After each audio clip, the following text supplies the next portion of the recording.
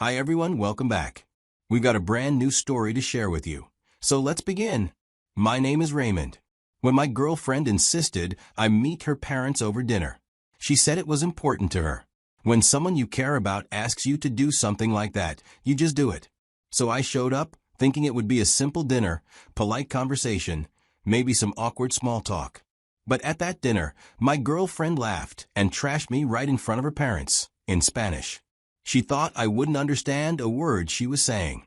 But what she didn't know was that I understood everything. And by the end of that dinner, I gave her a surprise she never expected. Looking back to when I met my girlfriend, I had just gotten a job at a mid-sized pharmaceutical company.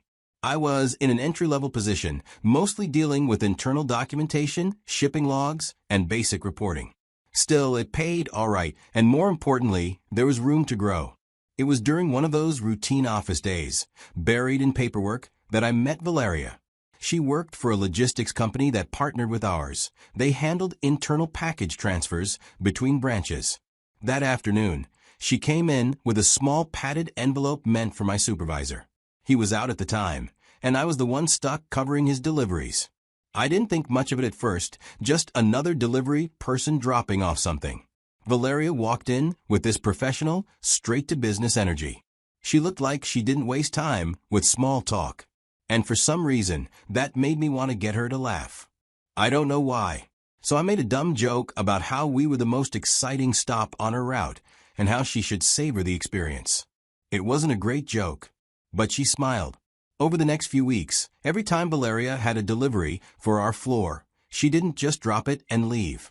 She started lingering, asking questions, first about work, then about me. At some point, she stopped pretending it was just about the packages.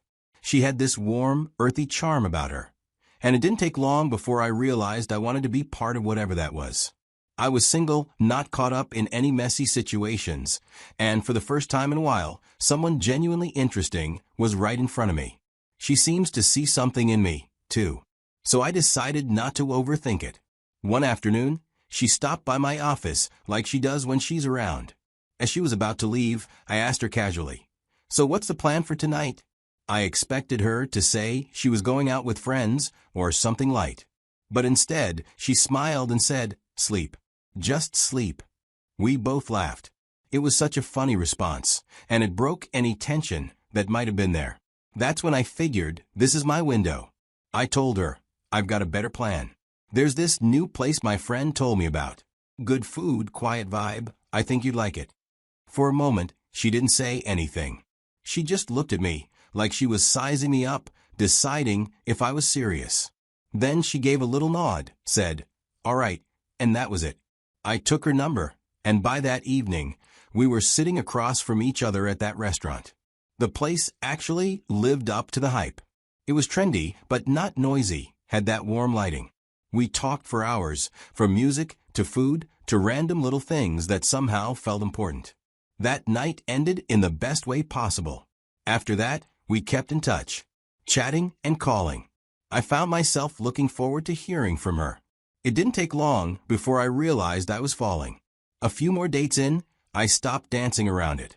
I looked her in the eye one day and asked her straight up, "Would you be my girlfriend?" And she smiled and said yes. I remember walking out of that cafe afterward like I had just hit the jackpot. And in that moment, I truly believed I had. For the first 3 years, things between Valeria and me were good. It wasn't some whirlwind fairy tale, but we seemed to understand each other. In those 3 years, we went on weekend trips, binge-watched dumb shows, and had long late-night talks about everything and nothing. She got along with my friends, and I got used to her habits, even the weird ones. We had arguments here and there, but they never felt like the kind that would break us. But after her younger sister got married, I noticed a subtle shift, but I could feel it.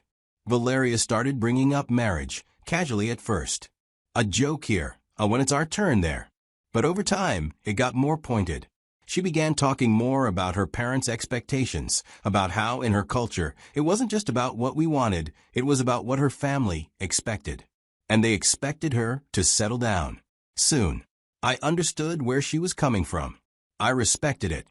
Her family was close-knit and traditional, and I knew that pressure wasn't easy to carry. But I also knew I wasn't ready to propose yet. Not because I didn't want to, I did, and I loved her. But I had made myself a promise. I wouldn't go into marriage scrambling financially. I had a promotion coming up that I'd worked hard for, and with that would come the kind of salary that could actually support the kind of wedding Valeria had always dreamed about. So I asked her to be patient. I told her the promotion was close, and that I just needed a little more time. But something about that conversation broke the rhythm we had. She said she understood, but after that, she started pulling away. She'd take hours to return my calls. Sometimes she didn't reply to texts at all. She started acting like everything between us was on autopilot, like she wasn't really in it anymore.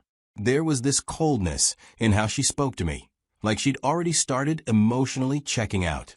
I tried to talk to her about it, but she brushed it off. So, a few days before the weekend, Valeria sent me a message. It read, "Hey, are you free this weekend? My parents want to meet you." I stared at my phone for a second. I hadn't expected that. I mean, yeah, we were serious, but meeting the parents? That's a big step. And, to be honest, I didn't feel ready for it. My first instinct was to tell her no, and I did. I even started typing some excuse, but before I could send it, she texted again. Really? What could possibly be more important than meeting my parents? That stopped me cold. I didn't have a good answer. I wasn't actually busy. I just felt nervous. Meeting someone's parents is tricky. You don't know what they expect, and if they don't like you, it changes everything. I tried calling her, hoping to explain it better over the phone, but she was firm. Look, if we're serious about each other, this shouldn't be up for debate. She had a point. I didn't want to fight. We'd already had a couple of small arguments lately, and I wasn't trying to start another one over this. So I caved and said yes. The change in her tone was instant. Great. They're going to love you, she said, like she had no doubt. That made me feel a little better, but still, I knew I had to bring my A game. First impressions matter, especially with parents. So, I started preparing. I went out and bought a really nice bottle of wine. I picked out dark jeans, a blazer, and polished shoes. I even Googled basic dinner etiquette, just in case. By the time Saturday came, I was dressed like I was going to a job interview. And, in a way, I kind of was. I was showing up to prove that I was good enough for their daughter. I drove over to their house with a wine bottle on the passenger seat. I remember sitting in the car for just a moment after parking, taking a deep breath, and telling myself, okay, just be yourself. Be respectful. You've got this. Then I stepped out, walked up to their front door, rang the bell, and waited. Dinner at Valeria's parents' house started off pretty smoothly, honestly. They were warm when they opened the door, smiling like they'd been looking forward to meeting me. Her dad even gave me a firm handshake. We made our way into the living room, and while Valeria and her mom went off to the kitchen to finish up, her dad offered me a seat and a drink. We got into a light conversation. He nodded a lot and asked good questions. I thought to myself, okay, this might go better than I expected. When Valeria's mom called from the kitchen that dinner was ready, we got up and moved to the dining room. Everything looked good. I even said a small thank you in my head, because I was genuinely grateful to be there. At first, dinner went fine. Her dad kept the conversation going, still curious about my job. I could tell he was testing the waters, trying to figure me out. I answered everything calmly, trying not to overthink it. But then something shifted.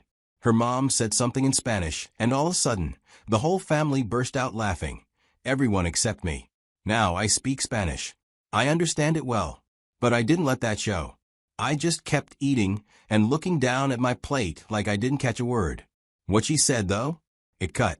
She basically said that my entry-level job wouldn't be enough to properly take care of anyone, let alone their daughter. And that laugh wasn't friendly. Her husband, still speaking in Spanish, added that of all the men Valeria had ever brought home, I looked like I had the least ambition. That part stung more than I expected. Then Valeria chimed in too. She said she was just managing me. She told them she only brought me there so they could meet me before she eventually found someone better. I'll never forget that. My face was calm, but my stomach twisted. I had never felt so small in a room that pretended to be warm. At one point, her mom even looked straight at me and asked, still in Spanish, if they were sure I didn't understand what they were saying. Valeria laughed and said I was too stupid to even know what we were talking about. And then, as if nothing had happened, her mom switched to English and asked me with a smile, "Are you enjoying the food, Raymond?" I looked up at her, smiled right back, and said, "Yes, ma'am. It's really delicious. Thank you." And you know what? I wasn't lying. The food was good. It's just everything else at that table that left a bad taste in my mouth. As the evening wound down and dessert plates were being cleared, I stood up, looked around the table, and calmly thanked Valeria's parents for their hospitality, in Spanish. I spoke clearly, deliberately, just loud enough for everyone to hear. The moment the words left my mouth, the room froze. Her father, who had been all smiles and smug looks all evening, stiffened in his chair. Her mother blinked like she was trying to make sense of what she'd just heard. And Valeria looked like the blood drained straight out of her face. That grin she'd been wearing all night vanished. I told them, still in Spanish, that I understood everything that had been said throughout the night. Every insult, every joke, every condescending comment that they thought flew over my head. And then, still calmly, I picked up my coat, nodded politely, and walked out the front door to my car. I had never once mentioned in the 3 years Valeria and I were together that I had studied Spanish in high school for 4 years. I wasn't fluent, no, not even close, but I understood it well enough.